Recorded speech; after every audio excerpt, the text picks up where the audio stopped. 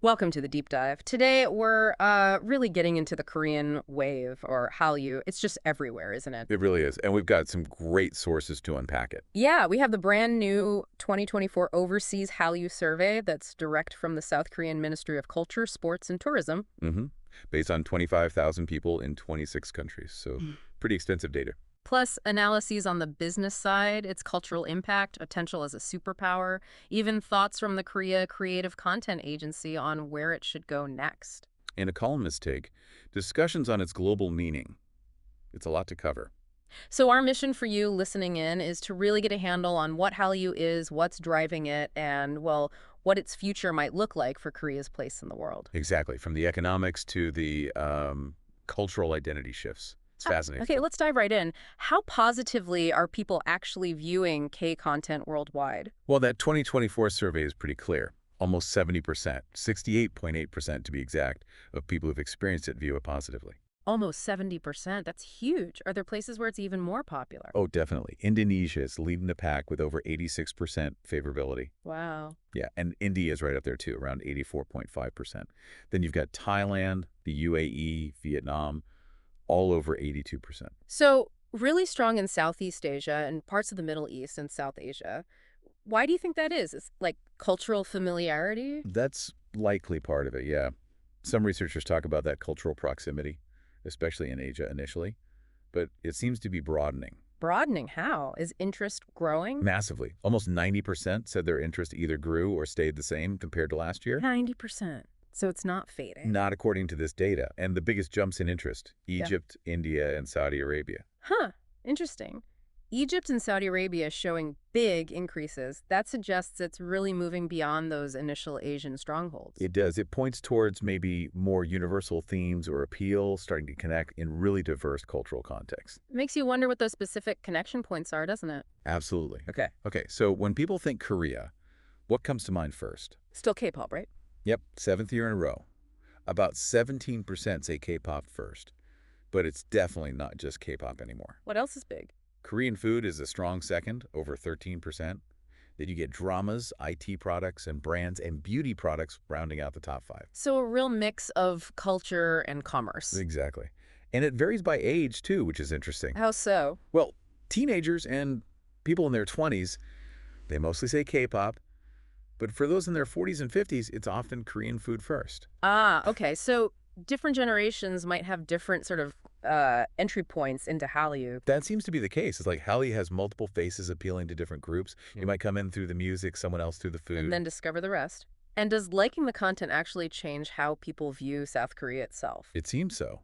The survey found 66%, so two-thirds, reported a more positive perception of Korea after engaging with K content. Two-thirds. That's significant soft power in action. It really is. Again, the biggest positive shifts were seen in the UAE, India, and Vietnam places with high favorability already. But not everywhere saw such a big shift. Right. Japan and Italy had much lower rates of positive perception change, below 50%. Any ideas why? Pre-existing views, maybe? Or maybe Hallyu just lands differently there. Could be a mix of factors, historical context, existing strength of their own cultural industries, maybe just different tastes. It's complex. And does watching more K content make a difference? Looks like it. There's a correlation. The average person surveyed consumes about 11.6 hours of K content a month. Okay, almost 12 hours. But in places like India, Thailand, Indonesia, Vietnam, it's much higher, over 16, even 18 hours a month. Wow. And those are the places with high favorability and positive perception shifts. Exactly.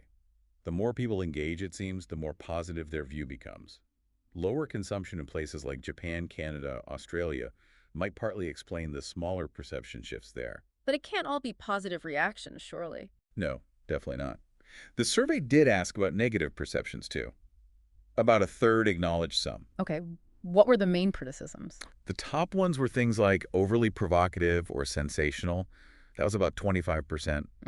Then monotonous and cliched, about 22%, and overly commercial, around 21%. Okay, so concerns about sensationalism, repetition, and maybe too much focus on selling stuff? Yeah, those are the main critiques that came through. It points to that challenge, balancing global appeal and commercial success with artistic freshness. A tricky balance for any massive cultural industry, I suppose. What about specific shows or movies people are watching? Well, for dramas, believe it or not, Squid Game is still the most mentioned. Still, after all this time. Yep, though its popularity percentage did drop a bit. After that, The Glory and King of the Land were popular.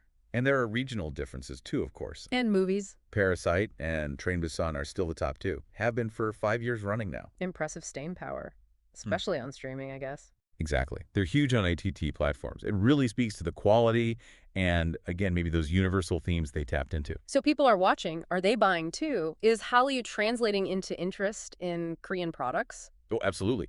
Over half, 50.7% of those who've experienced Hallyu said they're interested in buying Korean products or services in the future. Over half. Where's that interest strongest? Highest in Egypt, Saudi Arabia, the UAE, Vietnam, India.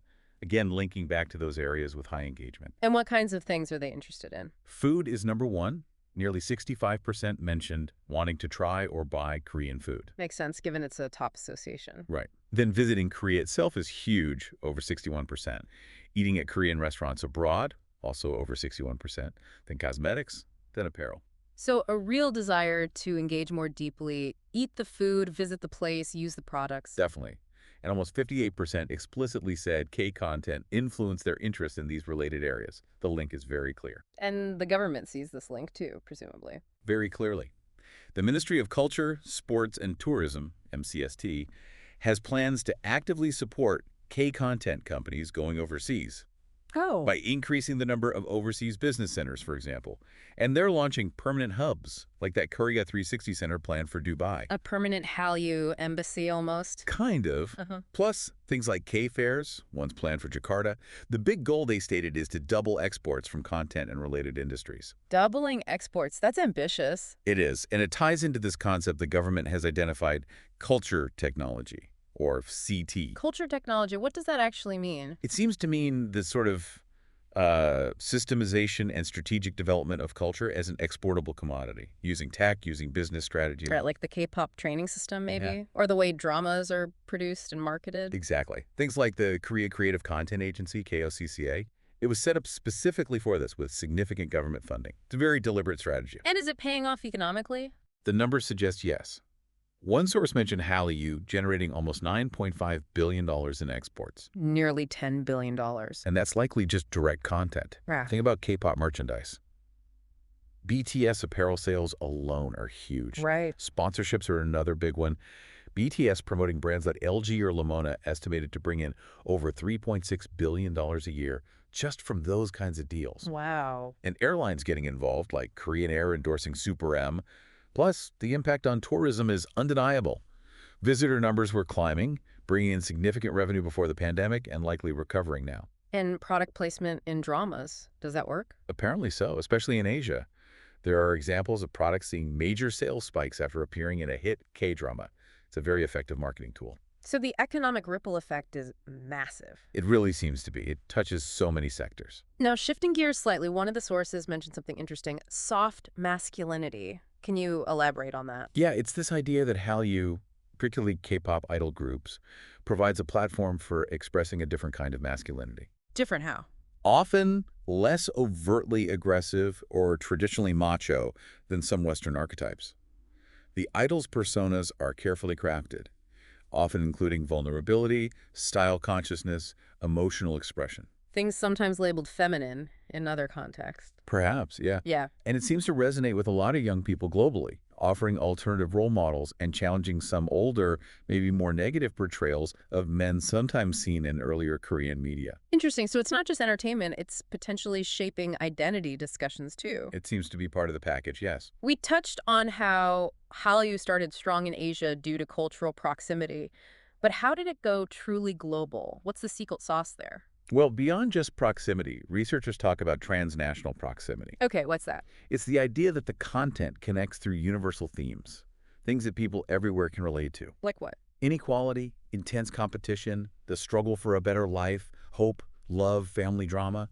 You see these in hits like Parasite or Squid Game, or even in the lyrics of bands like BTS. So tapping into shared human experiences, regardless of borders. Exactly. Some argue it really tapped into the global mood, the zeitgeist, especially after things like the Great Recession. And maybe it offers a more nuanced take on race and gender than some audiences find in mainstream Western pop culture. And technology must have played a huge role in spreading it so fast. Oh, absolutely crucial. New media, it's a social media like Twitter, Instagram, TikTok, and especially streaming platforms like Netflix and YouTube have been indispensable. How so? Think about K-pop. They were early adopters of using YouTube for simultaneous global music video releases. That was huge compared to, say, J-pop, which often stuck to more traditional region-locked releases initially. Right, immediate global access. Exactly. And then a show like Squid Game explodes on Netflix, reaching millions almost overnight in a way that just wasn't possible before these platforms. Fandoms connect globally through apps like VLive or Weverse. It's all interconnected. But this incredible rise, can it last? Are there cracks appearing? There are definitely concerns about sustainability. You mentioned the BTS hiatus, earlier members citing burnout, the pressures of the idol system. Yeah, that intense training, the lack of personal life, the constant scrutiny. It raises real questions about the culture technology system itself. Is it healthy for the artists? Is the revenue shared fairly? Can it keep producing creativity long-term under that pressure? And is the industry nurturing the next generation of leaders, not just performers? That's another key point. Raise the need to develop future creative and business talent to keep things evolving. And the government's role. We said they're supportive, but is there a risk of going too far? There is. Some sources caution against heavy-handed government interference. Hallyu largely grew organically from the ground up. Right, a grassroots phenomenon. Exactly. Too much political direction or trying to use stars for overt propaganda could backfire, alienate fans, and stifle the creativity that made it popular in the first place. It's a delicate balance. Plus, as these stars get bigger globally, there's probably more expectation for them to speak out on global issues, right? That's another emerging challenge. How do artists navigate that responsibility and the potential political sensitivities? Let's look at how different regions see Hallyu. We talked about Asia finding it familiar yet new, reflecting middle-class aspirations. What about China specifically? China's complex. There's definitely middle-class interest, maybe seeing it as an alternative to Western culture, but the government seems wary. Wary how? Concerns about feminine portrayals affecting Chinese masculinity, potential political undertones, the sheer influence leading to some efforts to regulate or counterbalance Hallyu content. Okay. And Japan. It's had its own waves of cultural export power. Japan's interesting. There was an initial Hallyu boom, maybe linked to nostalgia for certain drama styles. The more recent wave seems driven by admiration for the sophistication, the global reach, Yeah. maybe even prompting some soul-searching about why J-pop or Japanese dramas haven't achieved the same kind of global dominance recently. A bit of reflection on their own industry. What about the U.S.? The U.S. perception has really shifted. Initially, understanding of Korea was heavily shaped by the Korean War. Right, MASH and all that. Exactly. Now it's much more influenced by South Korea's economic success, the visibility of Korean immigrants and Korean Americans, and of course Hallyu breaking into the mainstream, K-pop concerts selling out, K-dramas on Netflix, Korean food everywhere. It's really integrated. More so than Japanese culture was perceived to be, say, 20 years ago. Some analysts argue yes, that Hallyu has, in some ways, surpassed the previous peak of Japanese cultural influence in the U.S. And then there are those unexpected pockets, like Southern Europe and Latin America. Yes, Spain, France, Chile. The reasons aren't always crystal clear. Some suggest U.S.-based Korean-American beauty bloggers might have influenced Latin America. In Europe, maybe there was an existing interest in East Asian aesthetics, and Hallyu filled a gap, perhaps one previously occupied by Japanese anime and manga to some extent. Fascinating how it finds these different niches. So all this leads to the big question. Is Korea on track to become a real cultural superpower? That's the potential, isn't it? Hallyu offers a chance to change the global narrative about Korea, to move past the Korea discount, that negative perception linked to North Korea and instability. And create a Korea premium, Yeah. where Korean origin adds value. Exactly. And unlike its economic rise, where it was often a fast follower catching up, in culture, it has a chance to be a first mover, setting trends globally. Echoing that old idea from Kim Gu, the independence leader, about the power of culture. Precisely. Yeah. That quote about wanting Korea to be strong, not militarily, Yeah. but through the noble strength of culture, Hallyu seems like a modern embodiment of that vision. Culture is the ultimate soft power. So if that's the goal, how do they sustain it? What needs to happen? Well, the Korea Creative Content Agency and other analyses point to a few key things. First, Keep diversifying the content. Don't just rely on K-pop and dramas. Expand into other genres, other formats. Yes, and embrace transmedia storytelling more.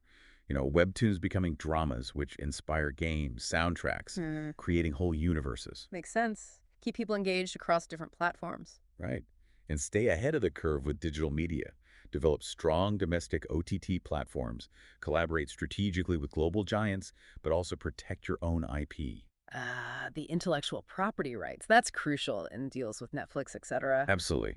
Need to ensure fair value and control over Korean creative assets. What else? Remember the grassroots thing. Avoid letting government initiatives smother the organic energy. Foster creativity. Don't dictate it.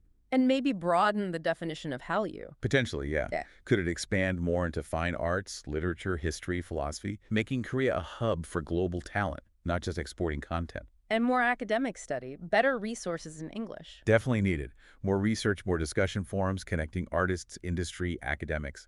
Building that intellectual infrastructure around Hallyu is important for understanding and sustaining it. Okay, so bringing this all together, Hallyu is clearly this huge, complex, global thing. Undeniably. Driven by great content, themes that hit home universally, smart use of tech, and just Korea's rising cultural profile, generally. It's got massive economic implications, huge soft power potential, but also real challenges.